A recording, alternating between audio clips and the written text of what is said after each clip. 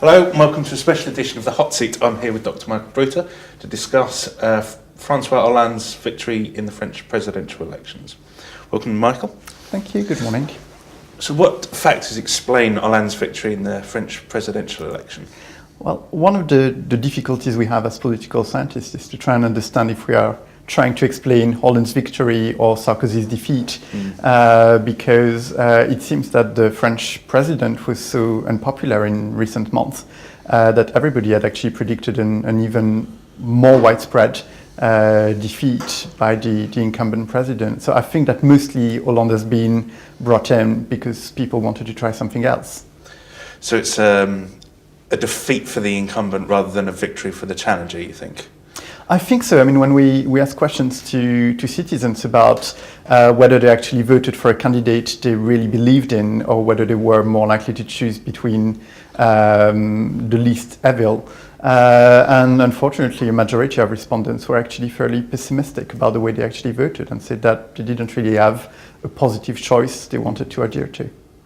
What do you think that says about the mindset of the French voters in this election then?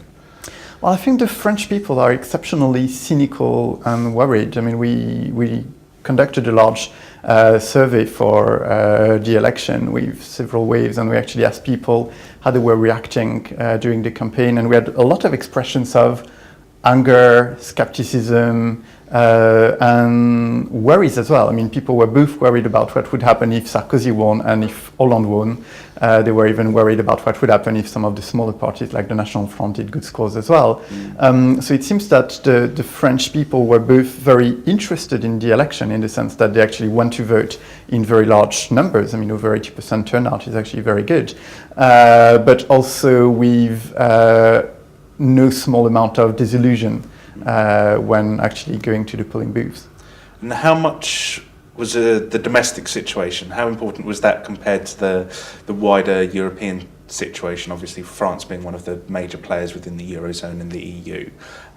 How much was the domestic against the international scene important? Well, you see, that's one of the interesting things, because there was the domestic, there was the international, there was also a third factor which is fairly specific to this election, which was something to do with style of government, style of the relationship between citizens and their political institutions. I think that in many ways, up to the second round of the election on the 6th of May, a majority of French people seem to trust the economic proposals of Sarkozy a little bit more than they did Hollande's.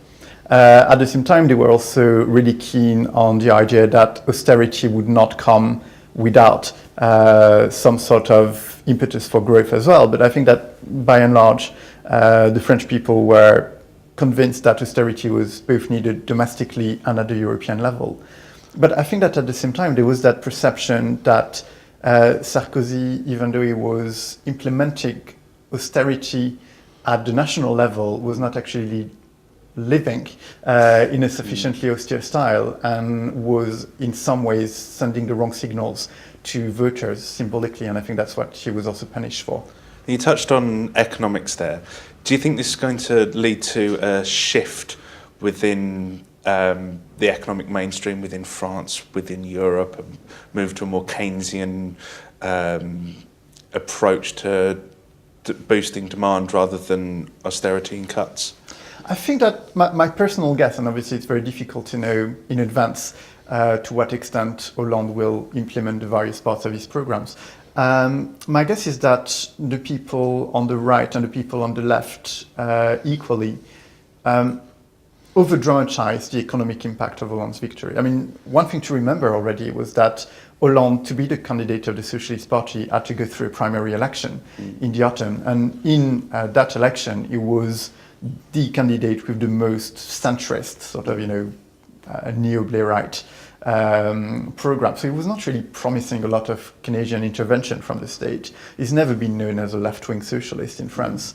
I think that there are a few symbolic measures which would sort of hint at an attempt to attract the far left electorate, like the proposal to create a 75% marginal tax rate for people earning over 1 million euros a year. But I think that by and large, it's more a question of wanting to talk about growth, of having a prospect of how to make the most, if you want, of the austerity plan rather than replacing austerity by Keynesian politics. So what are the implications going to be within France? How much power does the president have? And what prospects do you think the country has going forward? Well, the first thing is that we've got general elections, obviously, in France on the 10th and the 17th of June. And institutionally, the power of the president is very directly correlated with the question of whether or not he's got a majority in parliament.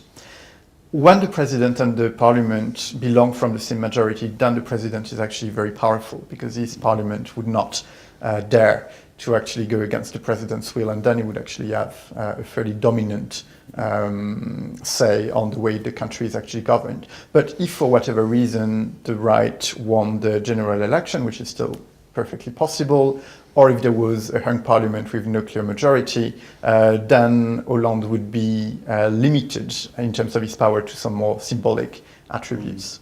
What about the impact on Europe and the impact outside of France? We've seen just yesterday Hollande going to meet Merkel for the first time. So what impact do you think this is going to have on Europe going forwards?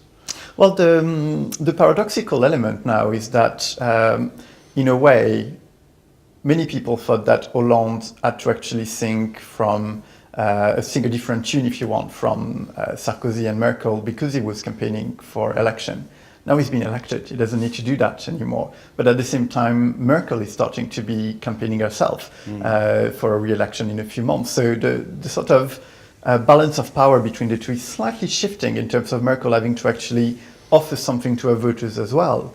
And in that sense, I mean, on the face of it, it looks like two dancers, one of whom is dancing a tango and the other one a waltz, and they are trying to make it work together. But I think that ultimately it's in the interest of both of them to actually find some sort of agreement, which I believe is going to be much closer to the Sarkozy-Merkel line than to what many people have depicted as what they believe to be the Hollande line. So I think it will still be a line which will be dominated by austerity anyway, but with some promises that something is being built for the longer term future as well.